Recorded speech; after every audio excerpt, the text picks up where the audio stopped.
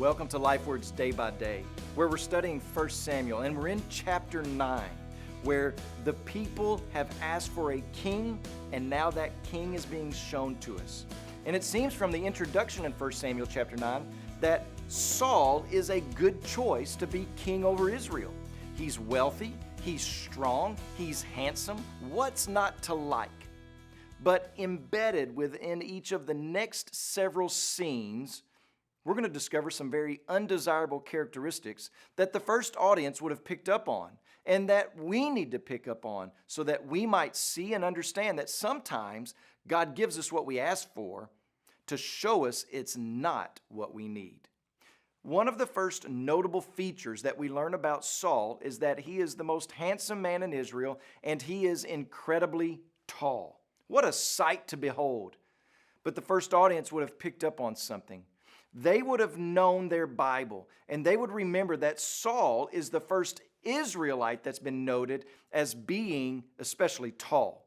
All the other people recognized for their physical stature and size were Israel's enemies, men and people who did not follow after God. Numbers chapter 13 and verse 33, it says, "We seem to ourselves like grasshoppers." Deuteronomy chapter 1 verse 28, "The brothers have made our hearts melt, saying, the people are greater and taller than we," talking about the occupants of the promised land.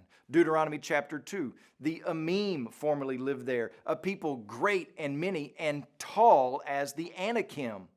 Deuteronomy chapter 9, "A people great and tall, the sons of Anakim, whom you know and of whom you have heard it said, who can stand before the sons of Anakim?"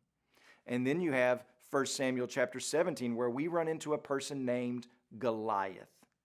Well, what are we to learn from all of this? Is this just a coincidental circumstance? Are all tall people evil? Well, no.